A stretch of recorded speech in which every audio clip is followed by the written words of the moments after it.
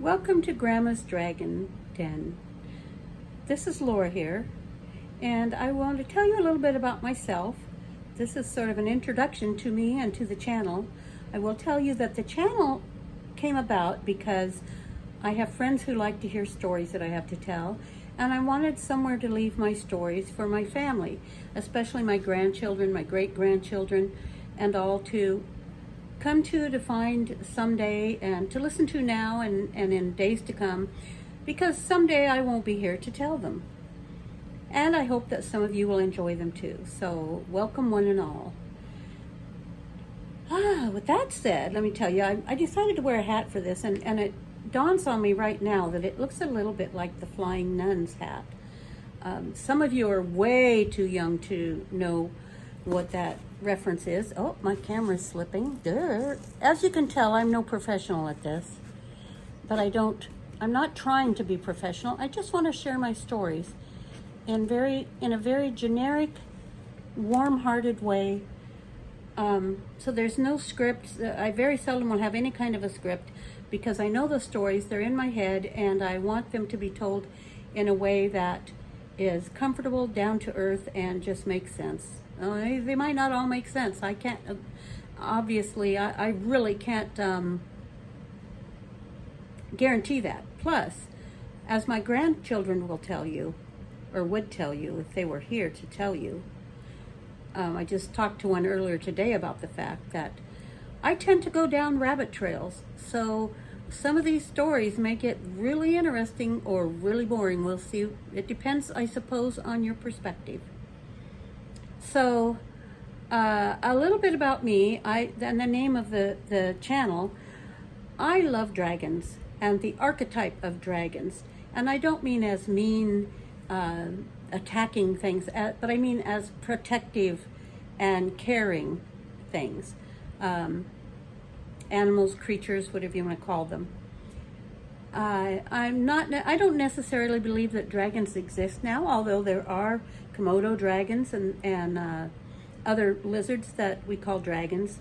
But in the sense of the fairy tale dragons and the beautiful stories that go along with them, I can't say that I believe in them. I can't say that I don't believe in them. I can say that I'm open-minded about most things.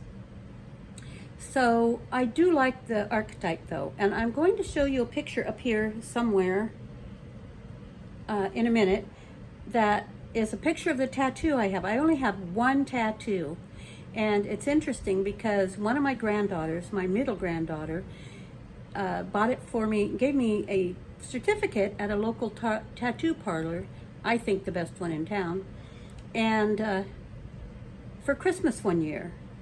And her sisters and everybody was sitting around, her sisters and her younger brothers, and watching me open this envelope.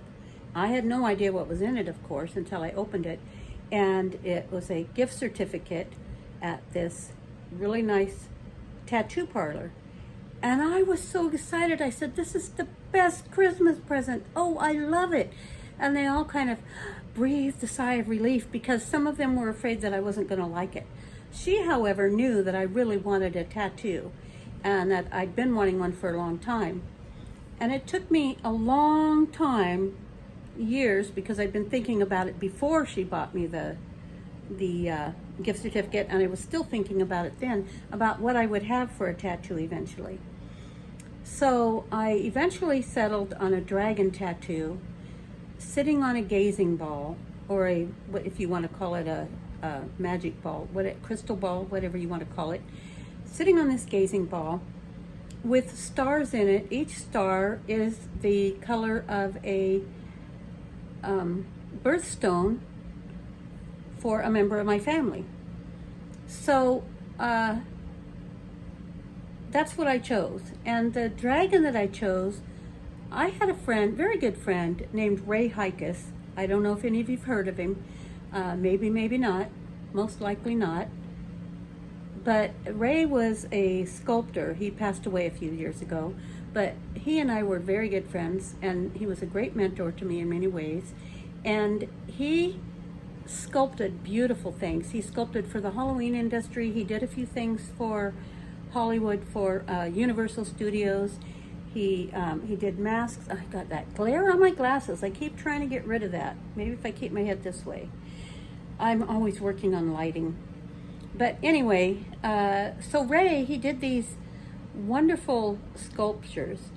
He could sculpt anything. He could take pictures of a person and sculpt that person perfectly, pretty perfectly. And so he had done a dragon for a project many years ago that was supposed to sit on a gazing ball. And somehow that project fell through or something, and so it wasn't used.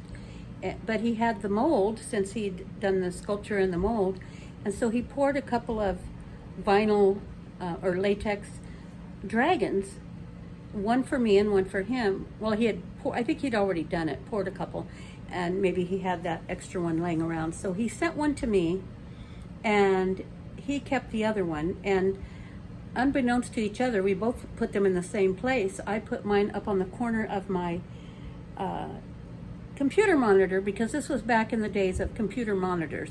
You couldn't hook them up to your TV, or maybe somebody that was super clever could, but it was common to have a monitor for your big old bulky thing for your computer, or for your computer.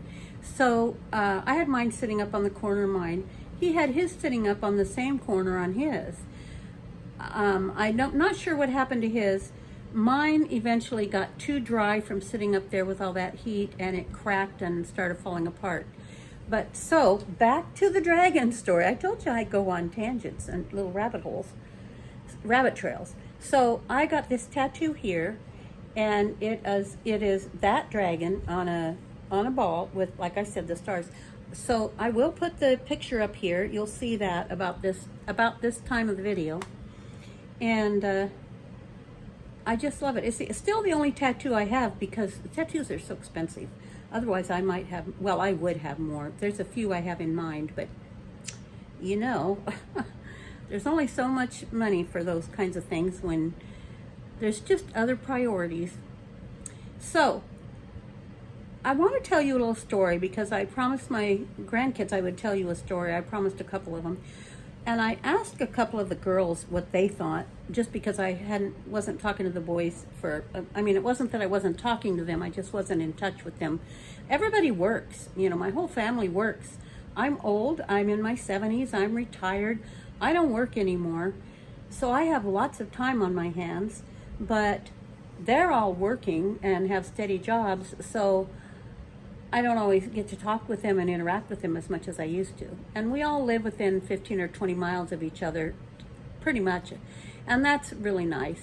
So I get to see them and my daughter and everybody. So I am also a great grandma, and that's lots of fun. So back to the story. One of them really wanted me to share this story about the oldest sister. It's the youngest sister that wanted me to tell about the oldest sister. Now these girls are in their late 20s, early 30s, like 30 and 31. And the boys are younger. They're, at this point, almost 22. Two of them are twins. And so six altogether. 3 boys, 3 girls. All the same mom, my only daughter, my only child, my daughter. So that's how that goes. So the youngest of the daughters asked me to do the story about when I allowed the oldest daughter to blow her nose in my hair. Now, yeah, you heard what I said. I said what I said. She was going through a really tough time in her life, and I don't remember how old she was at that time. Probably, I'm going to say around 8, maybe. She would know better than I, but she was very upset. She had a good reason to be upset, and she was crying, and it's very hard to watch your child cry, let alone your grandchildren or anybody else. And I really empathized with her, and I felt bad, and I said, well, gee, if there was, is there anything I can do to make you feel better? And I said, if it'll make you feel any better, I'll let you blow your nose in my hair. Now, I had long hair at the time, and a lot more of it than I have now, and it was darker. because I was much younger. And her eyes lit up. She kind of quit crying. Her eyes lit up like sparkly, and she said, "Really?" And I don't think she expected me to go through with it. I was saying it kind of tongue in cheek, but I wouldn't have said it if I wouldn't let her do it. So I said, yeah, because you know what? It's just hair. You can take a shower, wash your hair, which is what I did afterwards. But she came over and she blew her nose, took my hair, blew her nose in my hair, and the other girls couldn't believe it. Nobody in the family could believe it, but to me, it was a big deal, but it wasn't, you know? You do things for people that make them happy, and if you can help somebody, the lesson in this is if you can help somebody in some way that, you know, you can deal with, then what's the point? Why not? So it made her happy for a little bit and gave us all something to laugh about. And here now, what is it?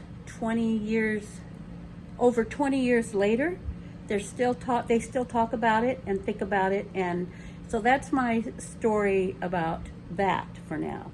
Now I have stories I can tell you on all of the kids, and I will get around to them eventually. I can tell you some stories on them as they've grown up too. And my daughter. They wanted stories about my daughter too, because, you know, this was before they were born. They don't know what she was like as a kid. And I will tell you this, stubbornness runs in my family. So all of you grandkids that are watching this, you know who you are, the ones that are especially stubborn, which is pretty much all of you, especially the girls. For some reason, the women in this family have a real stubborn streak.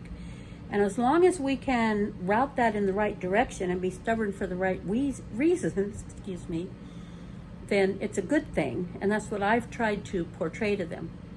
But sometimes stubbornness can get a little, you know, out of control. And I admit to that myself.